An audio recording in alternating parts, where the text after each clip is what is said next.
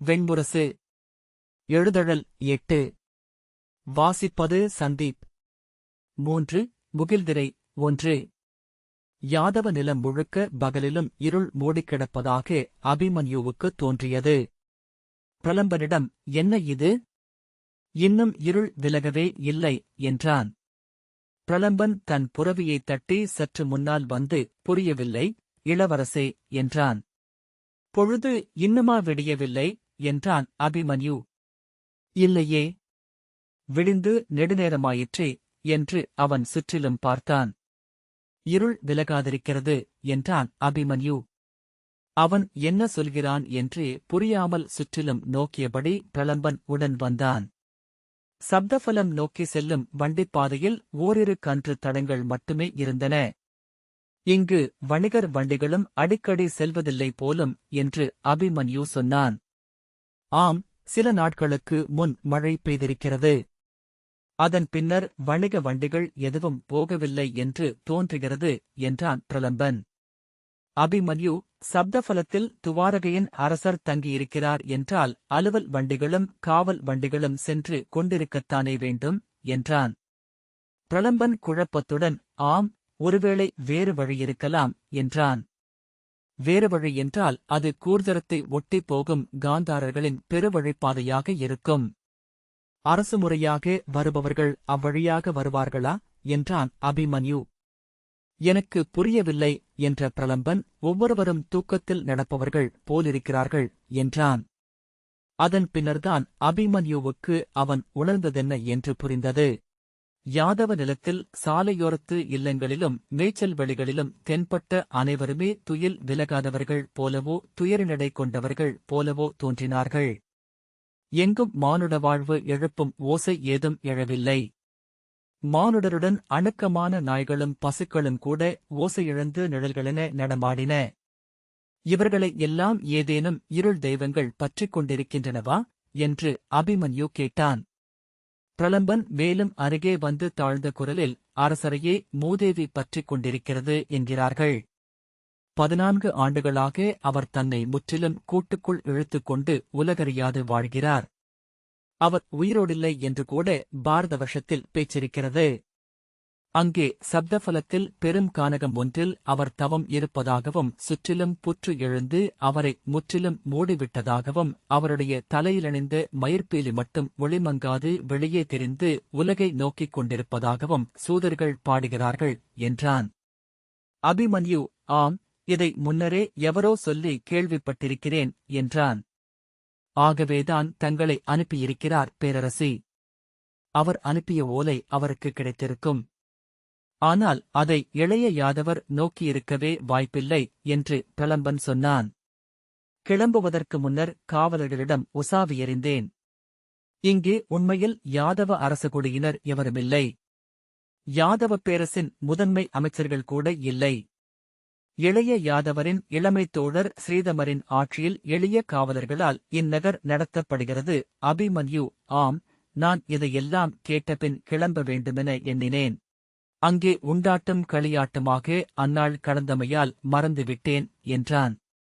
அதன்பின் வழிநெடுக அங்கிருந்த உயிரின்மையை அன்றி பிறிதொன்றை நோக்க அபிமன்யுவால் முடியவில்லை. சாலை முச்சந்திகளில் அமர்ந்திருந்த முதிய யாதவர்கள் நெடுங்காலமாக ஒரு சொல்லேனும் உரையாடிக் கொள்ளாதவர்கள் போலிருந்தனர்.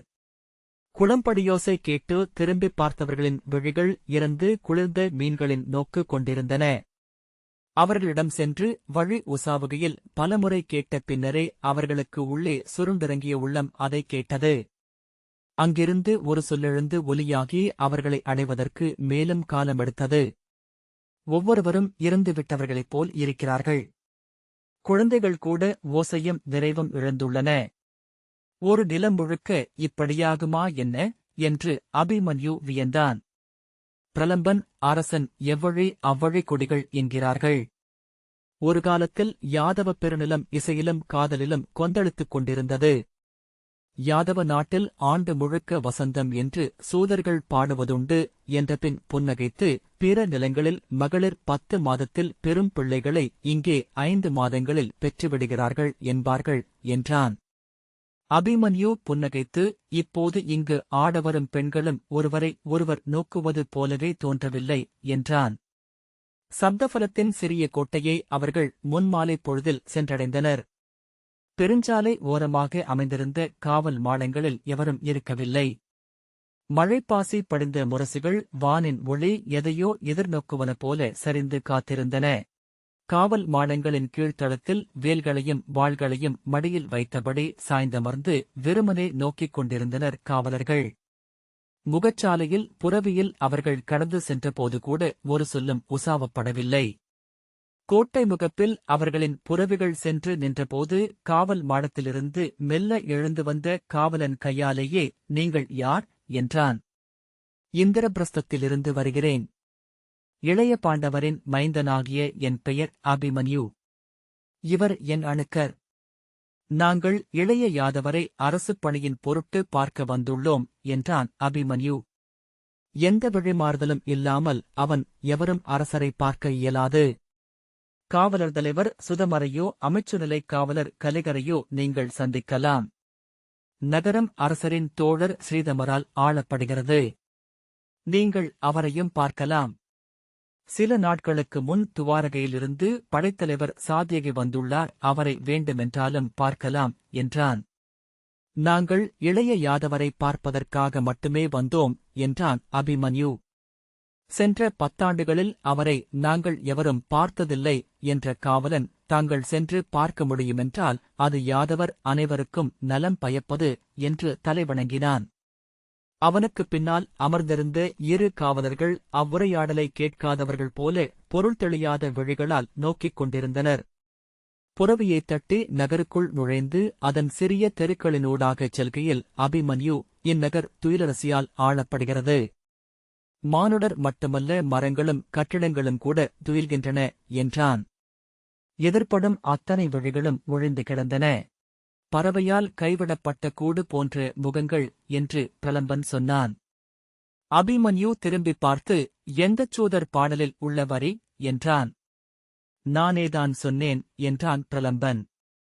ஆம், உமது தந்தை சூதராக இருக்க வாய்ப்புண்டு. முன்னரே எண்ணினேன், என்றான் அபிமன்யு.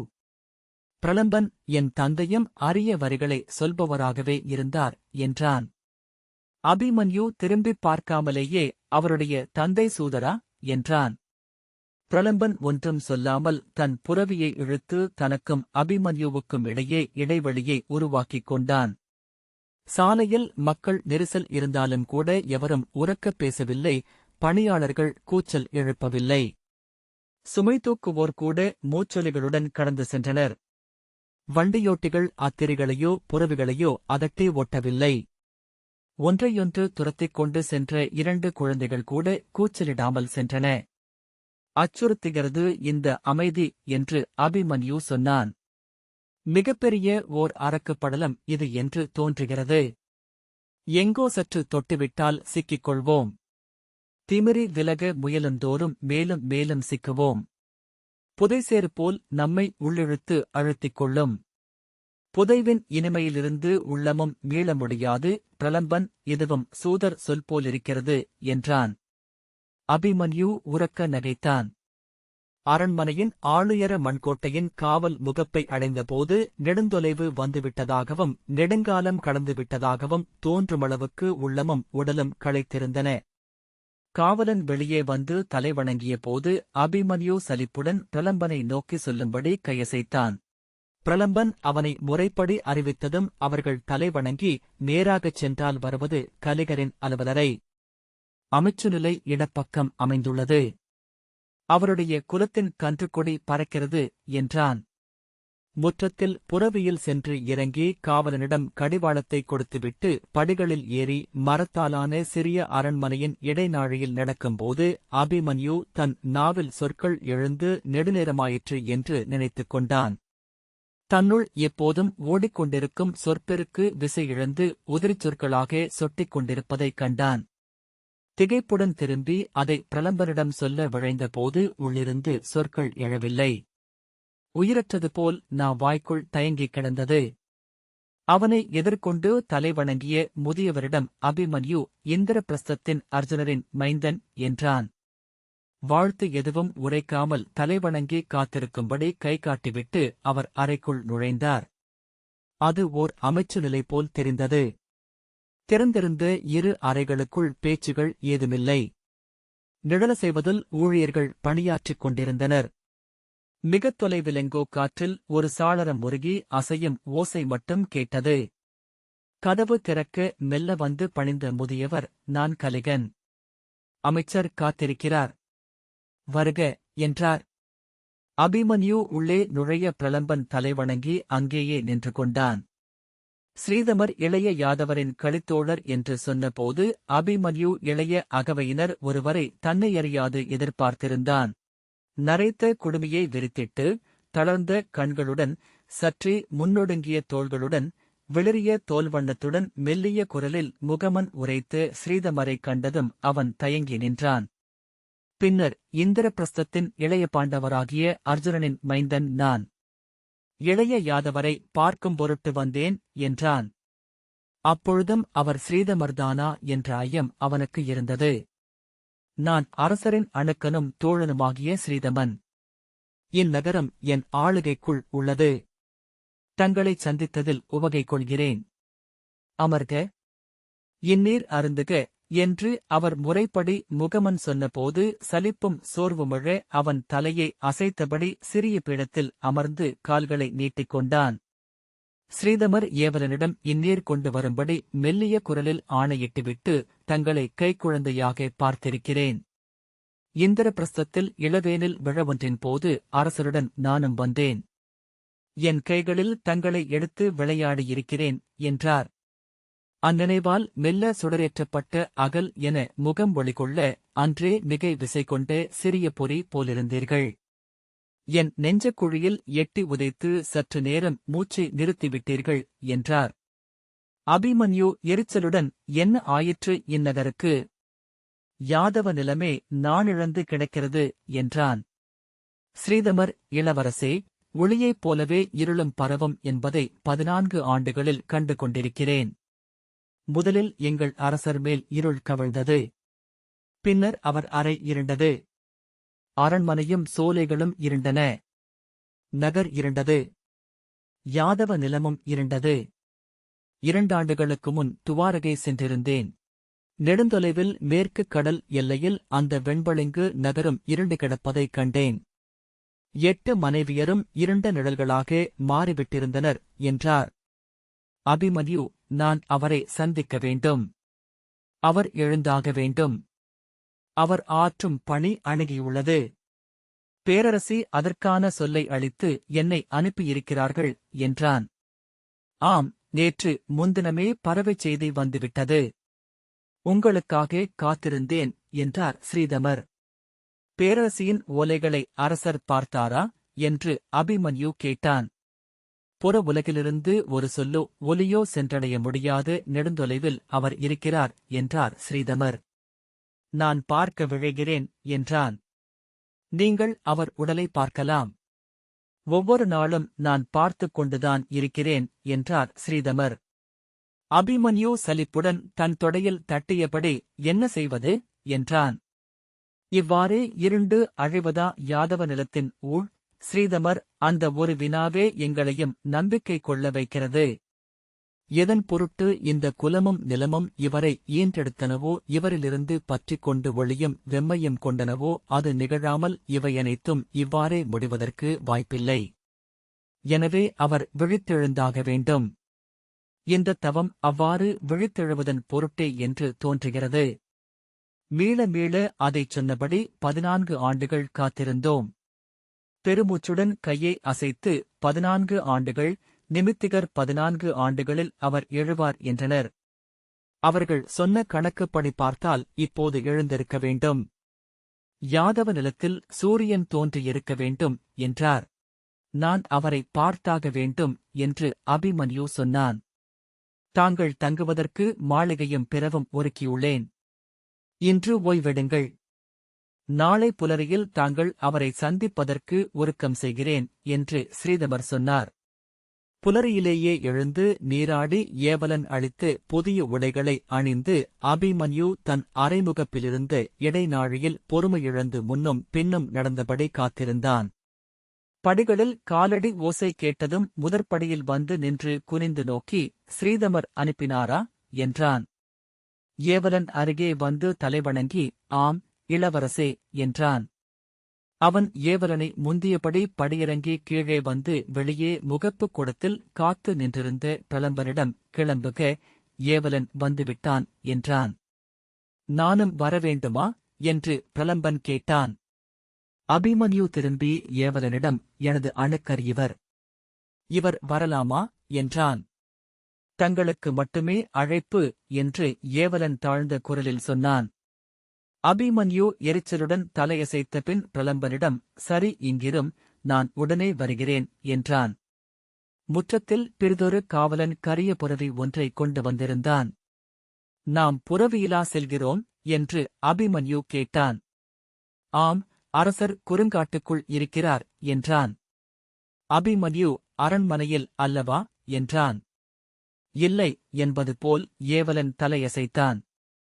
அபிமன்யு புரவியில் ஏறிக்கொண்டதும் இருவரும் தங்கள் புரவியில் ஏறிக்கொண்டனர். அரண்மனை முற்றத்தை அடைந்து அதை குறுக்காகக் கடந்து மறுபக்கம் சென்று அங்கிருந்த திறப்பினூடாக கோட்டையைக் கடந்து வெளியே சென்றனர். நகரின் அப்பகுதி இடுங்கலான சிறிய பாதைகளும் மண்ணால் சுவர்கள் கட்டப்பட்டு புல்கூரை வேய்ந்த தாழ்ந்த இல்லங்களும் கொண்டதாக இருந்தது. அனைத்து இல்லங்களின் முகப்பிலும் வில்களும் அம்புத்துளிகளும் தொங்கின. முற்றத்தில் தோல்கள் தரிநடப்பட்டு இழுத்து கட்டப்பட்டு காய வைக்கப்பட்டிருந்தன. அப்பகுதி எங்கும் மட்கும் ஊனின் நெடி நிறைந்திருந்தது. அவர்கள் வேட்டைக்காரர்கள் என்று தெரிந்தது. யாதவர்களில் ஒரு சாரார் வேட்டைக்காரர்களாகவும் பிறிதொரு சாரார் விறகு வெட்டிகளாகவும் உருமாறுவதனூடாகவே அக்காட்டை அவர்களால் வெல்ல முடிந்தது. முன்பொரு காலத்தில் மானுடக்கை நாகத்தலை போல் இருந்தது. வேட்டைக்கும் உழவுக்கும் எழுதுவதற்கும் உண்பதற்கும் எனப் பிரிந்து அது ஐவிரல்களென்றாயிற்று என அதைப்பற்றி பாடுகையில் சூதர் சொன்ன அணிமொழியை நினைவு கூர்ந்தான். புறவிகளின் குளம்படி ஓசை கேட்டு அனைத்து இல்லங்களிலிருந்தும் நாய்கள் வெளிவந்து தங்கள் எல்லைக்குள்ளே நின்று கொண்டு செவிகள் பறக்க எம்பிக் குதித்து வால் நீட்டி உரிமை குரைத்தன. அவற்றின் குரைப்பொலி கேட்டு மேலும் மேலும் நாய்கள் குரைக்க அத்தெருக்கள் அனைத்தும் உலோக்கலங்கள் முட்டிக்கொள்வது போன்ற ஓசைகளால் நிறைந்தன. அந்நகரில் ஓசையென அவன் முதலில் கேட்டது அக்குரைப்பொலிதான் என எண்ணிக்கொண்டான். வேளாளன் விழித்தெழ வேண்டும், வேட்டைக்காரன் துயிலாதிருக்க வேண்டும் என்ற சூதர் மொழி நினைவிலெழுந்தது. ஒரு நகரில் ஒரு வேட்டைக்குடி இருந்தாக வேண்டும், ஒவ்வொரு உள்ளத்திலும் ஒரு வேட்டையன் வாழ்ந்தாக வேண்டும் என எண்ணிக்கொண்டதுமே அச்சொற்கூர்வையை அவனே எண்ணி வியந்து மீண்டும் மீண்டும் சொல்லிக் கொண்டான். நினைவில் வைத்திருந்து எங்கேனும் அதை சொல்ல வேண்டும். சாலை ஒற்றையடிப் பாதையாக மாறி வளைந்து சரிவெறிச் சென்று செறிந்த காட்டுக்குள் புகுந்தது. காட்டுக்குள் நுழைந்ததுமே சீவடிகளின் ரீங்காரம் சூழ்ந்து கொள்ள நாய்களின் குரைப்போசை மிக அப்பால் என எங்கோ மழுங்கல் கொண்டது. சற்று நேரத்தில் எப்போதுமே காட்டுக்குள் இருந்து கொண்டிருப்பதைப் போல அவ்வோசையுடன் உள்ளத்தின் சொற்சரடு முற்றிலுமாக இணைந்தது. நெடுந்தொலைவில் புலரிமுரசின் ஓசை யானை ஒன்றின் வயிற்றுக்குள் உருமலோசை போல கேட்டது. காட்டுக்குள் இளங்கதிர்கள் ஆங்காங்கே மங்கலாக சரிந்திருந்தாலும் செறிவுக்குள் இருள் விலகாதிருந்தது. ஒற்றையடித்தடம் முற்றிலுமாக மறைந்து புதர்களுக்குள் புல்லில் விரல் வகுந்த தடமென அகன்றிருந்தால் அறியம் அணுகினால் மறையும் ஒரு வழி தெரிந்தது. இருபக்கமிருந்தும் இலைகள் புறவிகளை விலாவிலும் தோள்களிலும் உரசி பின் சென்றன. சில இடங்களில் தாழ்ந்த மரக்கிளைகளுக்காக குனிந்தும் ஓரிரு இடங்களில் புறவியில் மார்பொட்டிப் படுத்தும் செல்ல வேண்டியிருந்தது. 2 ஓடைகளை தாவிக் கடந்து ஒன்றின்மேல் ஒன்றென விழுந்து கிடந்த இரு பெரும்பாறைகளின் நடுவே புகுந்து மறுபக்கம் சென்றனர். "இங்கா?" என்று அபிமன்யு திரும்பி தன்னுடன் வந்த ஏவலனிடம் கேட்டான். "ஆம், இங்குதான், சற்று தொலைவில்" என்றான் ஏவலன். "இங்கா அவர் குடிலமைத்திருக்கிறார்?" என்றான். அவர்கள் ஒன்றும் சொல்லவில்லை. மேலும் சென்றபோது சரிந்து நின்ற பாறையொன்றின் அருகே ஸ்ரீதமர் நிற்பது தெரிந்தது. பாறைக்கு நடுவே ஒரு வேர் போல அவருடைய வெளிரிய உடல் தெரிந்தது. அபிமன்யு அவரை அணுகியதும் புரவியிலிருந்து இறங்கி தலைவணங்கினான். வருக என்று அவன் தோளில் தட்டி பாறையிடுக்கினூடாக அழைத்துச் சென்றார். எங்கோ நின்ற ஆலமரங்களின் வேர்கள் பாறைகளை தசையை நரம்புகள் என பின்னிக் கட்டி நிறுத்தியிருந்தன. அங்கே ஓநாய்களோ நரிகளோ வசிக்கின்றன என்பதை மட்கிய ஊன்னாற்றமும் நாட்பட்ட முடி அவியும் நெடியும் காட்டின. பிளந்து நின்ற பாறையொன்றுக்கிடையே ஒரு பாறையில் மடியில் கைகளைக் கோத்தபடி தொலைவை நோக்கி அமர்ந்திருந்த முனிவரின் தோற்றம் கண்ணில் பட்டதுமே அபிமன்யு உளம் நடுங்கினான். அது இளைய யாதவரென்று அவன் அகம் அறிந்ததுதான் அந்நடுக்கம் என்று அதன் பின் தெரிந்து கொண்டான். கால் தளர்ந்து நின்றுவிட்ட அவனை தோளில் தட்டி வருக என்றார் ஸ்ரீகரர். இருமுறை உதடுகளை அசைத்த பின் இவரா என்றான். என்ன சொல் அது என்று உடனே உணர்ந்து ஏனிப்படியிருக்கிறார் என்றான். ஸ்ரீதமர் ஒன்றும் சொல்லாமல் வருக என்றார். எடை மிகுந்து குளிர்ந்து மண்ணுடன் ஒட்டிக் கொண்டிருந்த கால்களை முழு சித்தத்தாலும் உந்தி அசைத்து எடுத்து வைத்து முன்னால் சென்றான். அதற்குள் மூச்சு வாங்க நெஞ்சு உரத்த ஒலியுடன் துடிக்கத் தொடங்கியிருந்தது. இளைய யாதவரின் தலையிலிருந்து சடை மயிர்க்கற்றைகள் முதுகிலும் தோள்களிலுமாக விழுந்து பரவியிருந்தன. அவற்றில் சருகு தூசியும் மண்ணும் கலந்து அகழ்ந்தெடுத்த கிழங்கு வேர்கள் போலிருந்தன. தாடியும் சடை கொண்டு பிடுங்கிய புல்லின் வேர்க்கொத்து போல முகவாயில் தொங்கியது. இடையில் அணிந்திருந்த தோலாடை மட்கி கிழிந்து சிதிலங்களாக உடலுடன் சில இடங்களில் ஒட்டி புண்பொறுக்கென தெரிந்தது. உடலெங்கும் தோல் பொறுக்கடித்து மண்ணும் சேரும் படிந்து நெடுங்காலம் புதைந்திருந்து அக்கணத்தில் எழுந்தமர்ந்ததில் தோன்றினார்.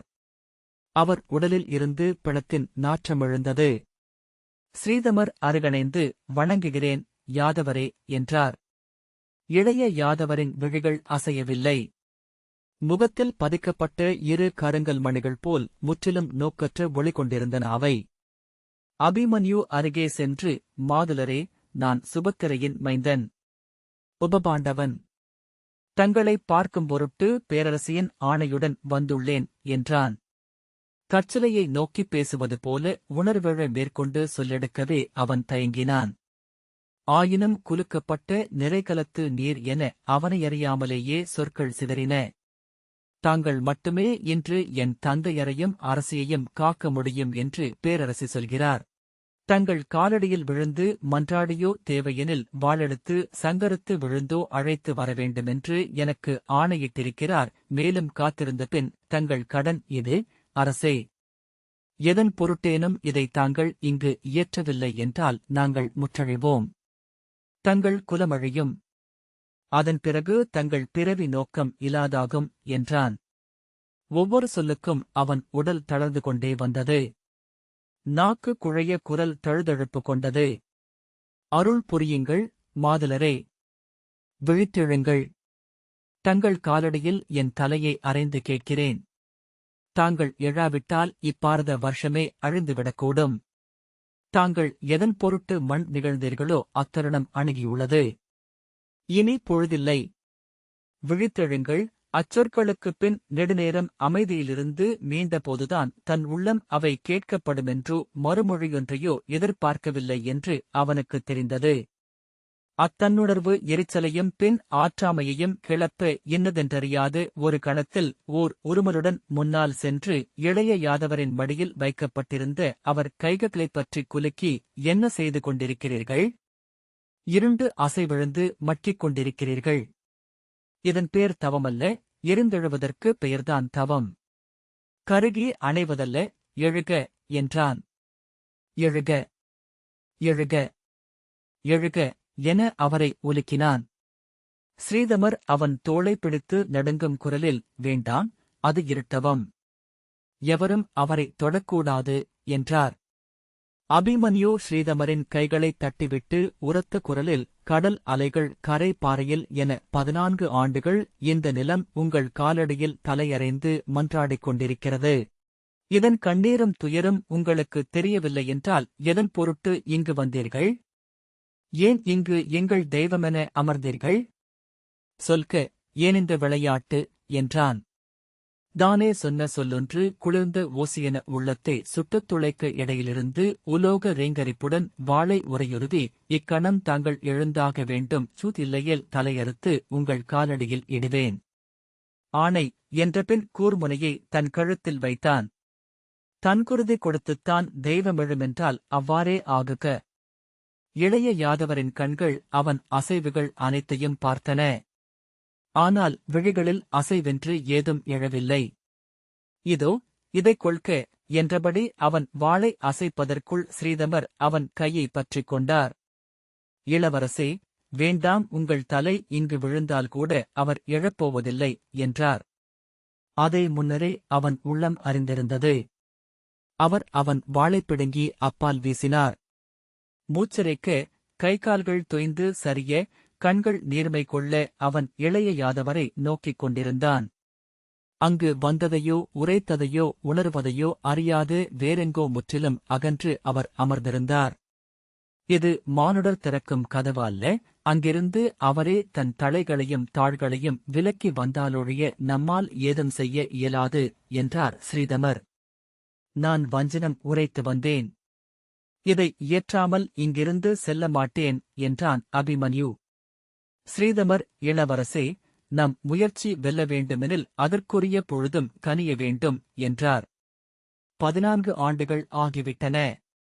சற்று பொறுப்போம், நிமித்திகரிடம் மீண்டும் உசாவுவோம். தருணம் அமையட்டும்.